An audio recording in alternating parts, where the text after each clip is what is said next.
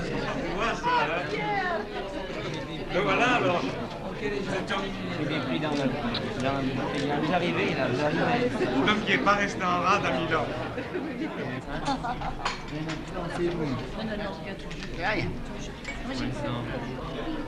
C'est un des plus beaux livres, en tout cas, c'est certain, au point de vue édition. C'est l'édition. Vous avez regardé ça en détail. Apollinaire qui l'a mis sur pied, ce qu'il a en tout cas réalisé, c'est un très très bon livre.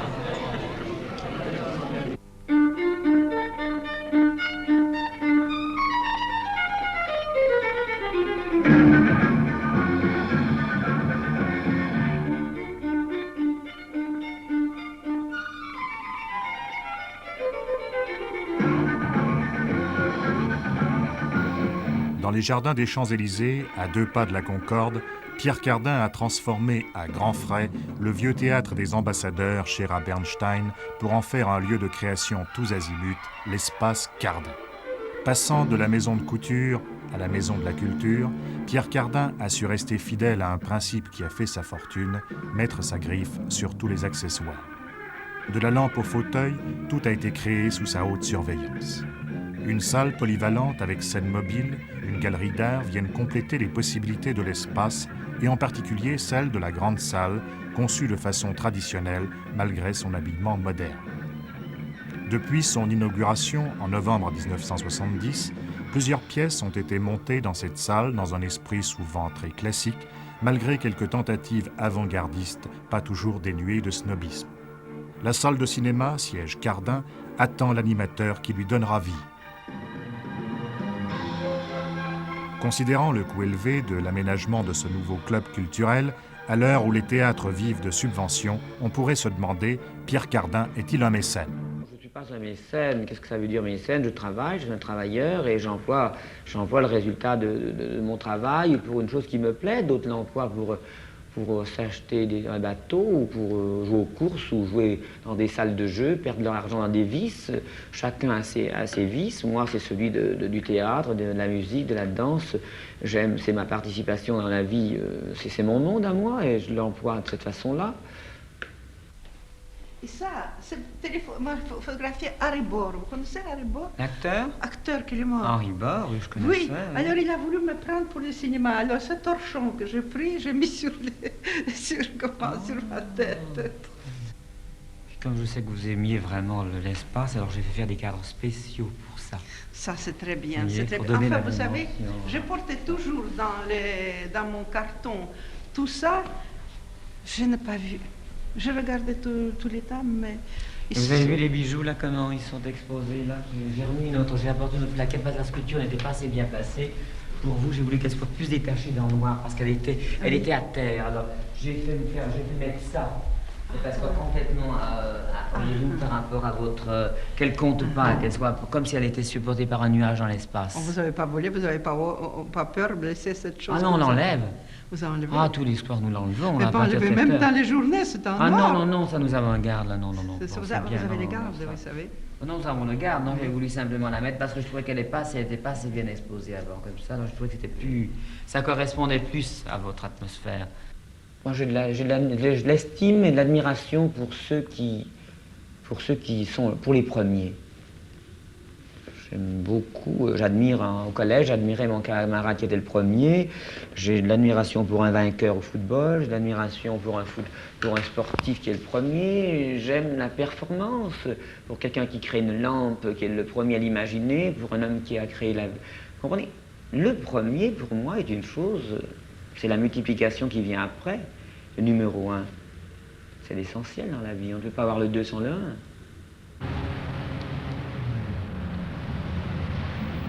Il habite un immeuble sur les quais, au bord de la Seine. Il n'aime pas recevoir chez lui, seuls ses intimes ont accès à sa vie privée.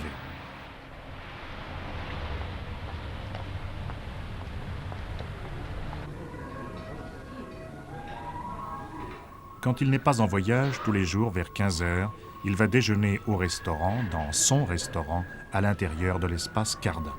Là aussi, assiette, nappe, fourchette portent sa griffe. Mais la qualité de sa cuisine n'a pas encore atteint celle des restaurants qui figurent dans les guides gastronomiques.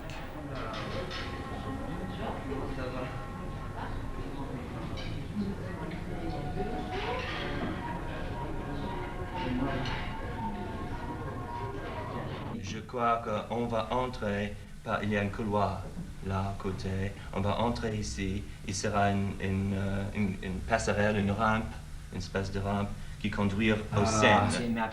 Pierre Cardin discute avec des comédiens américains du théâtre Liquide.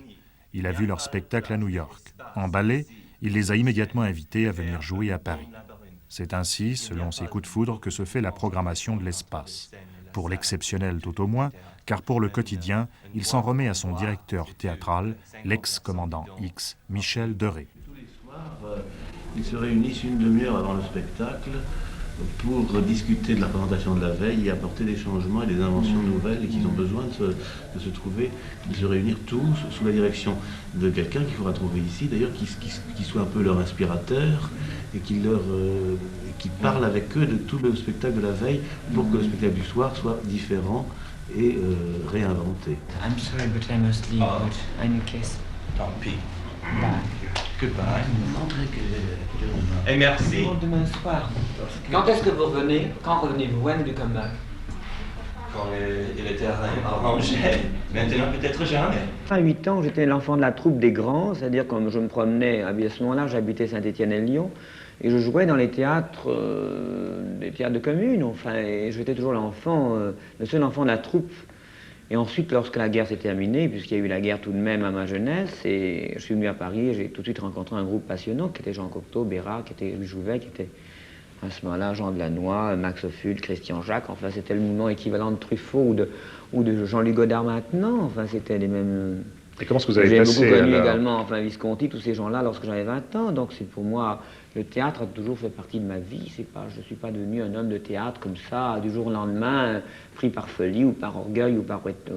c'est ridicule, ça a toujours été j'ai toujours eu ce genre d'amis et j'ai pu le faire un jour, c'est tout ce que j'ai voulu faire, j'ai accompli ce que je pouvais faire, j'ai pris à rien à qui que ce soit. Et comment est-ce que vous avez passé alors du théâtre à la haute couture? Mais la haute couture, c'est mon métier professionnel. J'aurais pas fait de la couture, j'aurais sûrement été un acteur, ou j'aurais été un sculpteur, ou j'aurais fait autre chose, ou un architecte. Pour moi, j'aime faire les choses bien, et pour moi, il s'est trouvé que là, j'ai eu des facilités dans ce métier, que j'ai eu la chance d'être tout de suite apprécié. J'aurais été dans un autre domaine, ça aurait été pareil. J'aurais aussi bien pu être danseur. Si j'avais eu 16 ans à Paris, j'aurais sûrement été danseur ou comédien, je ne sais pas. Je n'ai pas voulu être couturier tout particulièrement. Il s'est trouvé que j'étais doué là et que j'ai fait le travail bien et que les gens m'ont apprécié, c'est tout. J'ai commencé dans la haute couture par le grand prestige en habillant la plus haute société, les gens les plus importants du monde. J'ai vécu dans ce milieu-là pour connaître pendant très longtemps. Et ce n'était pas suffisant pour moi. Je voulais voir la rue se modifier, je voulais donner une image de contestation de la société à ma manière. Et c'est pour ça qu'il y a 12 ans, 14, 13 ans maintenant, j'ai voulu habiller la rue par les grands magasins parce que je trouvais que chacun devait avoir le droit de s'habiller selon les créations de Paris et non selon ceux qui avaient de l'argent. C'est ça que j'ai voulu faire. J'ai assez bien réussi dans ce domaine-là, puisque maintenant, on peut dire que tous les couturiers habillent la rue. Enfin, c'est même le but même du couturier maintenant, mais il y a 12 ans, c'était un scandale. Ce qui n'empêche pas d'avoir la clientèle la plus particulière. Chez moi, nous habillons, comme vous le savez, aussi bien Mme Pompidou que les ambassadrices, que les familles, enfin que toutes les personnes importantes, les grandes actrices, enfin tous ceux qui sont la haute société, si on peut dire, mais je suis ravi de travailler pour le peuple et pour la rue et pour les grands magasins. Et on peut faire les deux, rien ne nuit, enfin l'un ne nuit pas à l'autre, pourquoi ne pas habiller tous, si l'on peut, bien sûr, et si on vous accepte. Dans le fond, c'est la presse qui a fait mon nom, on a aimé ce que j'ai fait, on a aimé mes idées. Il est certain que je me remets en question continuellement et ça intéresse le public, la presse. Et la presse fait mon nom. La télévision en ce moment, elle est là parce que je l'intéresse en un mot. L'Empire Cardin a son siège place Beauvau, face au ministère de l'Intérieur et à côté du Palais de l'Élysée sur le faubourg Saint-Honoré. On ne peut rêver meilleur emplacement pour accueillir ce qu'on appelle le beau monde. Depuis 1966, Pierre Cardin possède 2 hôtels particuliers de 6 étages sur le faubourg. Au rez-de-chaussée, d'élégantes boutiques hommes et femmes attirent tous ceux qui portent un nom dans les milieux de la politique, du spectacle et des affaires. Dans les étages supérieurs, des fourmis besogneuses préparent les toilettes des grandes dames de la bonne société.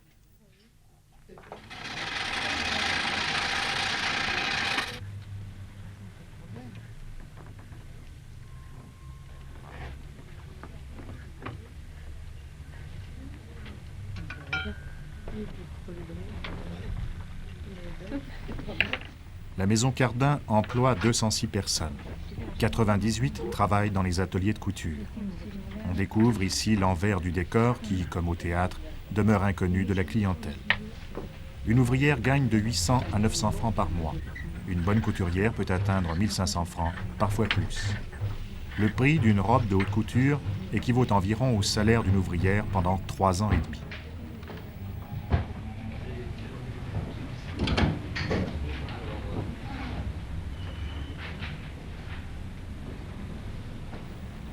Un couturier confectionne l'habit d'académicien d'Arthur Rubinstein.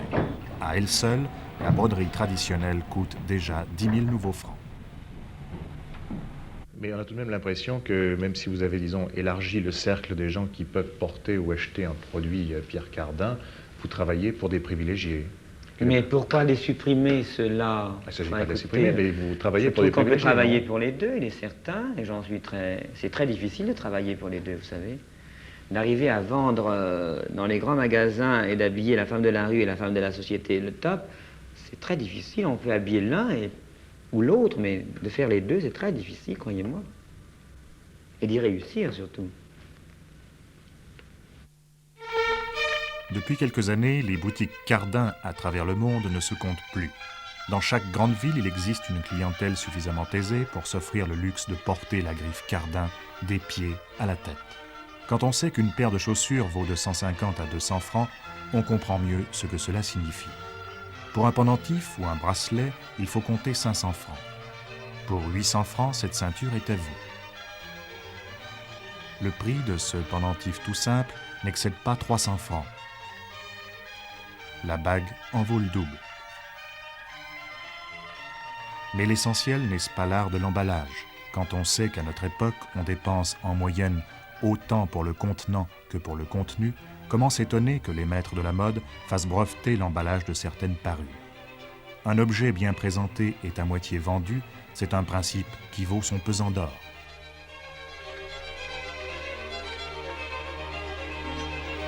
Aux nombreux accessoires, il faut ajouter ces petits cadeaux qui font toujours plaisir. Faut-il encore les offrir de façon originale?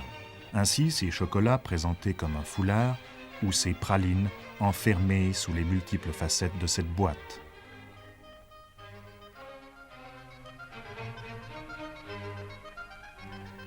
Des lunettes à soleil pliables au foulard de soie, du flacon de parfum aux gants d'hermine, la griffe Cardin est partout présente. Le profane ne peut manquer de s'ébahir devant tant d'imagination mise au service de la parure de la femme, mais aussi de l'homme. Pour Adam et Ève, ce sont les noms des boutiques Cardin, la pomme s'est enrichie de goûts innombrables dont le raffinement se développe avec le chiffre d'affaires. Bien sûr, Cardin ne fabrique pas tous ces objets. Laboratoire d'idées et avant tout, son rôle s'arrête à la conception esthétique. Ces articles sont produits sous licence. Cardin reçoit des royalties.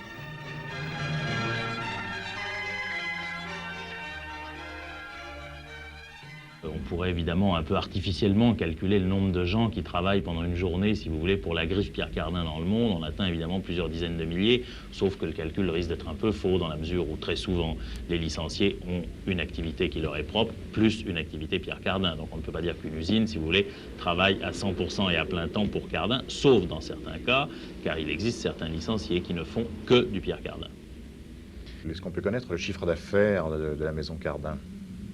Et écoutez, le chiffre de 70 tournait autour de 120 millions de francs, donc nouveaux. Nouveau, oui.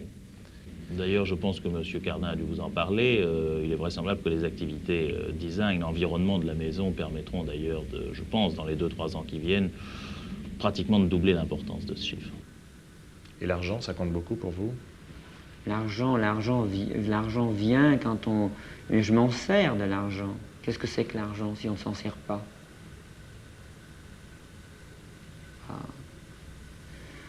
L'argent, c'est pas l'argent qui est l'essentiel pour moi, c'est de faire un travail, comme je vous ai dit. Il est certain que si le travail est fait, il vous rapporte de l'argent. Mais il est immédiatement investi pour se remettre en question. Non. L'échelle est toujours différente. Hein? Oui, l'échelle est éléments différents. Couleurs, vous avez la liste de tous les dessins de la collection de cette année, avec uniquement des E comme nom, qui commence en E. Alors on a Espace, avec celui-ci qui reprend le thème de l'affiche et que l'on donne à presque... Après avoir paré la femme, l'homme, l'adolescent et l'enfant, c'est la rue tout entière que Pierre Cardin prétend désormais habiller. Dans son espace, il a ouvert un bureau d'esthétique industrielle ou design. Depuis un an, 4 jeunes spécialistes s'apprêtent à façonner le monde à son image. En proposant des formes nouvelles aux industriels, des sièges de voiture aux couteaux de cuisine, des bureaux pour PDG aux appareils de télévision, Pierre Cardin semble vouloir partir à la conquête de notre espace terrestre. Rien de ce qui nous environne ne lui est étranger. Et pour où est-ce que vous en êtes pour tout ce qui est enfant? Alors toute la partie landau, toute la partie... Alors ça a été envoyé, c'est en prototype et à partir... D'après les croquis, oui, ça a été des supervisés, je crois, vos derniers voyages. Oui, on est allé à Milan. Ils vous n'ont pas fait trop de problèmes avec les modifications? Il y a eu des problèmes de modification qu'on a su imposer, je pense que... Vous avez imposé avec force, j'espère. Monsieur Cardin voit tout ce que nous avons dessiné et puis il donne son mot sur tout ce qui est fabriqué, il donne son accord en fait. C'est ça, il ne dessine pas lui-même. Il ne dessine pas lui-même, non. Et pourquoi, à votre avis, Monsieur Cardin a envie de créer en dehors du monde de la couture Je pense parce que ça l'intéresse d'abord, qu'il a toujours été quelqu'un de très moderne, qui a toujours aimé le design, l'environnement moderne. Et le nom Pierre Cardin regroupe dans le design une quarantaine et en 72 une cinquantaine de licenciés, tant dans la porcelaine que dans la céramique, que dans la verrerie, que dans la salle de bain, que dans la plage, que dans le jardin, que la télévision, l'audiovisuel, les appareils photo, les couvertures, les draps, la céramique, etc. Le nom Pierre Cardin dans ce domaine permet d'aller plus loin dans la création. Mais disons que si vous allez continuer à vous étendre dans tous les domaines, vous allez aussi construire alors des immeubles, des voitures et autre chose. Ou bien où est-ce que ça s'arrête? Il en est question. Actuellement, nous avons un projet d'une énorme tour à Tokyo, Pierre Cardin. Et nous allons effectivement faire une voiture de course qui va courir en Formule 1, une voiture de course Pierre Cardin. Moi, je suis content de moi-même. Comme je vous l'ai dit, tout n'est pas bien, mais en tout cas, j'essaie de faire le mieux. Pour moi, le bien n'est pas assez, c'est le plus qui me passionne, c'est une devise. Mais je déplais à d'autres, je plais à certains, je suis en tout cas très honnête et très sincère dans ce que je fais, ce que je pense, et je fais travailler surtout. Et dans le fond, c'est important de savoir que socialement, j'ai apporté une contribution dans le prestige, et dans la création, ce qui est très difficile tout de même. Savez-vous, de faire un nom comme je l'ai fait en 12 ans, c'est assez difficile, croyez-le. Donc il y a une très grande base d'honnêteté, de sincérité, et je ne trompe pas les gens, surtout. Il ne faut jamais tromper, car tôt ou tard, on s'en aperçoit. Mais je me suis fait cette conduite de vie dont on parle beaucoup, et certains, évidemment, me critiquent beaucoup parce que j'envahis tout, mais je ne veux pas tout envahir, c'est les gens qui me demandent mon nom, c'est les gens qui me sollicitent. Je suis évidemment intéressé si ça me passionne.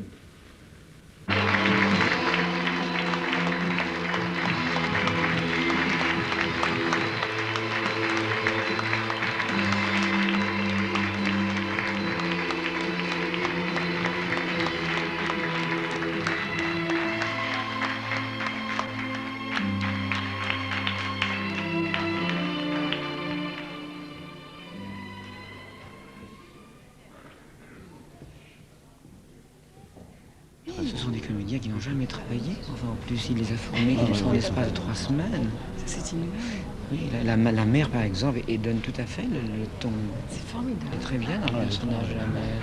Mais tout, je trouve que tout c'est très prenant. On est pris par une espèce de climat. Et ces enfants, il n'y a pas un mot. Ils ne sont pas bougés, les enfants. Ce qui est exceptionnel, parce qu'en général, même dans... Écoute, regarde, dans n'importe quel... Ils sont pris parce que c'est un vrai spectacle. C'est quelque chose de complètement lié pour eux. Oui. Mais non, parce que j'avoue que c'est la première fois qui, dans le fond, a un côté trop vu dans toutes les fois et dans toutes les... Ça correspond certainement à leur fantastique à eux. Je suis toujours satisfait de mon présent, mais je ne me sens jamais arrivé.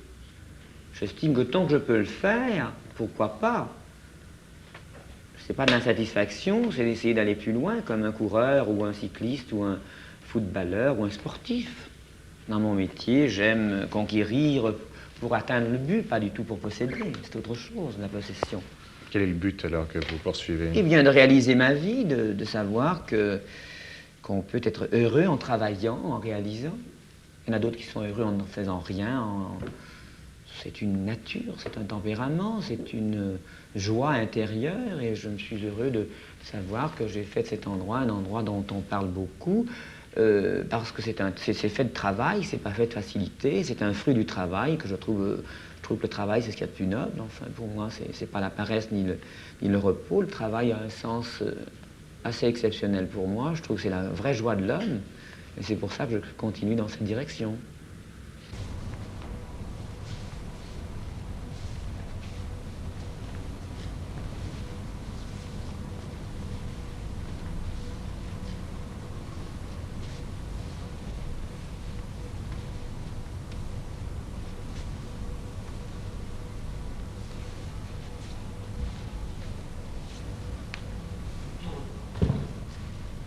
J'ai